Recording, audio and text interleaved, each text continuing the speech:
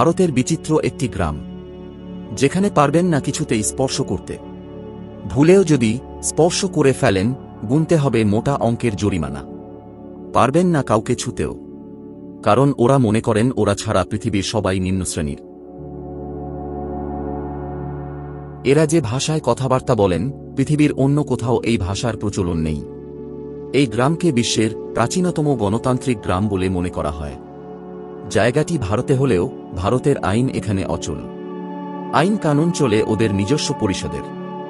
মুঘল সম্রাট আকবর এই গ্রামে ঈশ্বর জ্ঞানে পূজিত হয়। আর আশ্চর্যের বিষয় যেটা হলো, সারা বিশ্ব যেখানে করোনা মহামারীর হাত থেকে রেহাই পায়নি, সেখানে দাঁড়িয়ে এই গ্রামের কারো করোনা সংক্রমণ হয়নি।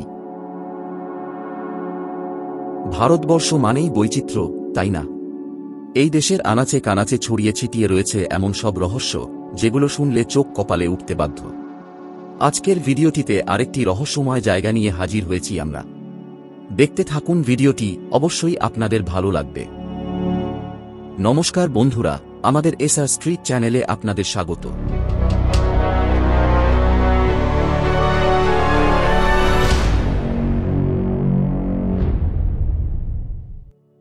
ভারতের হিমাচল প্রদেশের কুল্লু ভ্যালির পার্শ্ববর্তী পার্বতী উপত্যকায় অবস্থিত জায়গাটি বলা যায় পৃথিবী থেকে প্রায় বিচ্ছিন্ন।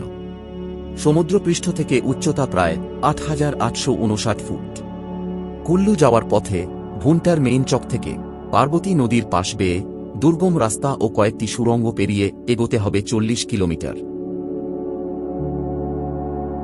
এরপর মূল রাস্তা থেকে প্রায় ৩ কিলোমিটার ট্রেক করে পৌঁছতে হবে রহস্যের খনি মালানা গ্রামে।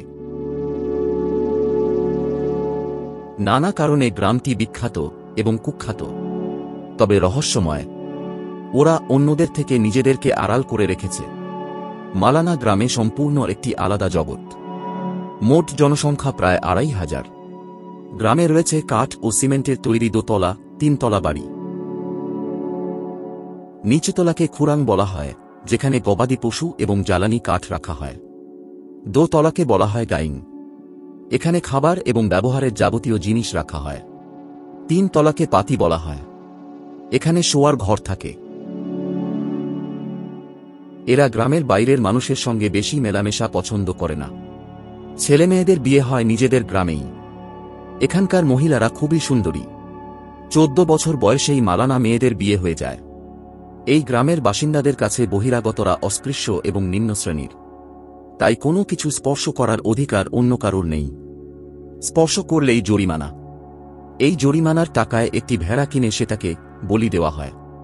এতে নাকি অপবিত্র হয়ে যাওয়া গ্রাম পবিত্র হয়।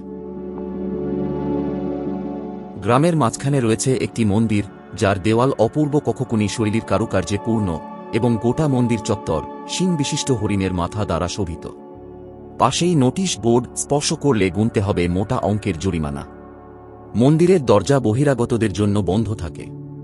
অন্য ধর্মের সাথে ওদের ধর্মের কোনো মিল নেই। মন্দির থেকে কিছুটা দূরে পরিষদের অফিস।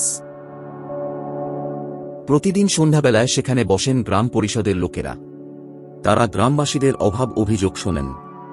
কোনো বিবাদের মীমাংসা জটিল হলে অদ্ভুত এক পদ্ধতির আশ্রয় নেওয়া হয়। বিবাদমান দুই পক্ষকে একটি করে ভেড়া নিয়ে আসতে বলা হয়। তারপর দুটি ভেড়ার শরীরে প্রয়োগ করা হয় সমপরিমাণ বিষ। যে পক্ষের ভেড়া আগে মারা যায়, বিচারে সে দোষী বলে চিহ্নিত হয়। এখানকার কোনো ঘটনায় পুলিশের মধ্যস্থতা করার অনুমতি নেই। বহিরাগতরা গ্রামের দোকান থেকে কিছু কিনলে দোকানদার জিনিসটি মাটিতে রেখে দেবেন এবং সেখান থেকে তুলে নিতে হবে। দোকানদারের হাতে টাকাও দেওয়া যাবে না, টাকা রাখতে হবে মাটিতে। যদি ভুল করে ছোঁয়া লেগে যায়, তখনই দোকানদার স্নান করে পবিত্র হন, না হলে জমলু ঋষি অভিশাপ দেবেন। আসলে মালানাবাসীরা জীবনের প্রতিটা ক্ষেত্রে জমলু দেবতার নির্দেশ মেনে চলে। প্রচলিত লোককথা অনুসারে ঋষি যমদগ্নি তপস্যা করে মহাদেবের কাছ থেকে আশ্রম গড়ার জন্য পেয়েছিলেন এই গ্রাম, যেটা দখল করে রেখেছিলেন অসুর রাজ বানাসুর। বানাসুর এবং ঋষি যমদগ্নির মধ্যে যুদ্ধ শুরু হয়, কিন্তু সেই যুদ্ধে কেউ কাউকে হারাতে পারেননি। পরে সন্ধি হলে দুজনেরই শাসন চলে মালানা গ্রামে। কালক্রমে মালানা গ্রামে ঋষি যমদগ্নির প্রভাব ও প্রতিপত্তি বাড়তে থাকায় গ্রাম ছাড়েন বানাসুর। অসুররা চলে যাওয়ার সময় যমদগ্নিকে অনুরোধ করেছিলেন পুজোতে বলি দেওয়া প্রথম পশুটিকে যেন বানাসুরের নামে উৎসর্গ করা হয় এবং গ্রামবাসীরা যেন তাদের ভাষাই ব্যবহার করে।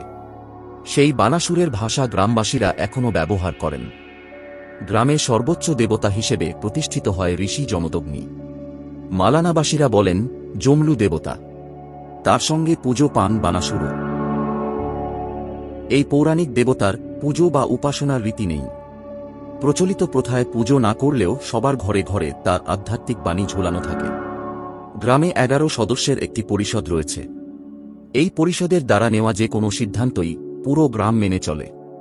সমাজের একজন এই জমলু ঋষির প্রতিনিধি। তাকে গুরু নামে অভিহিত করা হয়। এই গুরুর সিদ্ধান্তই সর্বাধিক। এখানকার আরেকটি ইতিহাসও রয়েছে সম্রাট আকবরকে নিয়ে। এটাই ভারতের একমাত্র গ্রাম যেখানে সম্রাট আকবরকে ঈশ্বর জ্ঞানে পূজা করা হয়। আকবর একবার মালানার গ্রামবাসীদের ওপর বিপুল করের বোঝা চাপিয়েছিলেন। গ্রামবাসীরা দূত মারফত সম্রাটকে জানান এই কর তাদের পক্ষে দেওয়ার ক্ষমতা নেই, কিন্তু কোনো কাজ হয়নি। অবশেষে জমলু দেবতার কোষাগার থেকে দেওয়া হয় সোনা। এই ঘটনার কয়েকদিন পরেই কঠিন রোগে আক্রান্ত হন আকবর। সম্রাটের ধারণা হয় জমলু দেবতার অভিশাপেই তিনি অসুস্থ হয়েছেন। কিছুটা সুস্থ হওয়ার পর তিনি নাকি স্বয়ং দিল্লি থেকে মালানায় এসে ফিরিয়ে দিয়েছিলেন জমলু দেবতার সোনা। এছাড়া প্রচুর অর্থ দান করেন মন্দিরের কোষাগারে। এরপর চিরদিনের জন্য মাফ হয়ে যায় মালানা গ্রামের কর। আকবরের শাসনকাল থেকেই স্বাধীন হয়ে যায় মালানা গ্রাম।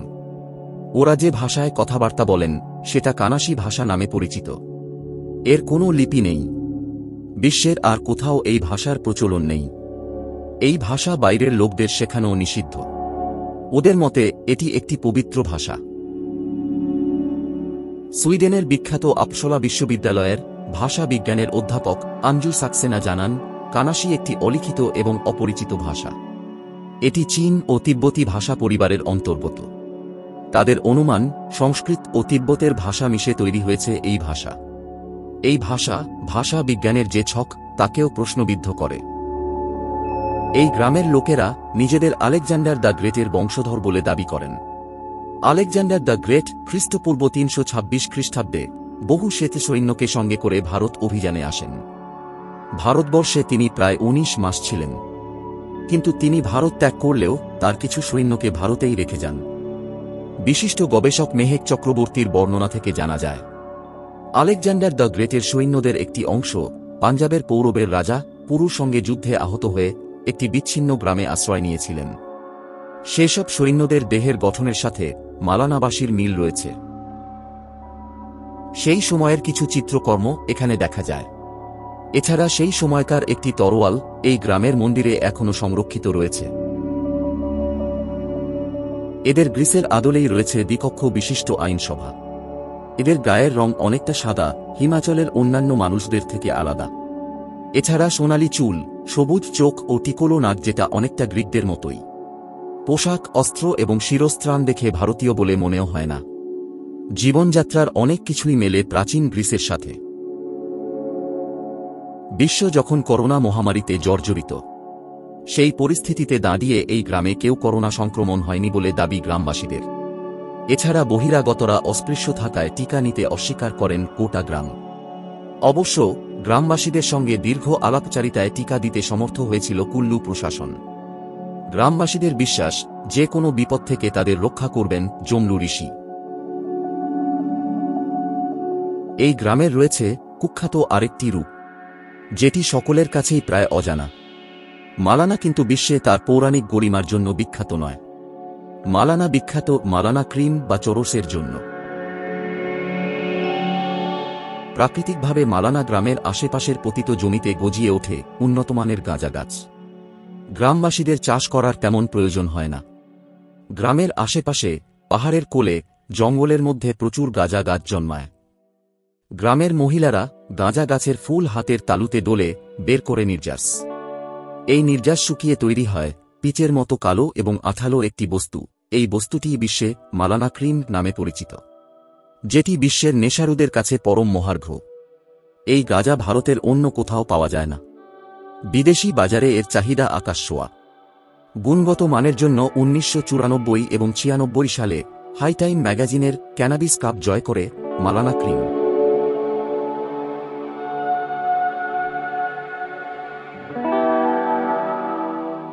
দৈনিক ভাস্করের এক প্রতিবেদন অনুযায়ী বছরে ৩ মাস প্রতিদিন প্রায় ১৪.৫ কেজি চরস তৈরি হয় এই গ্রামে, যার বাজার দর ১ কোটি টাকারও বেশি।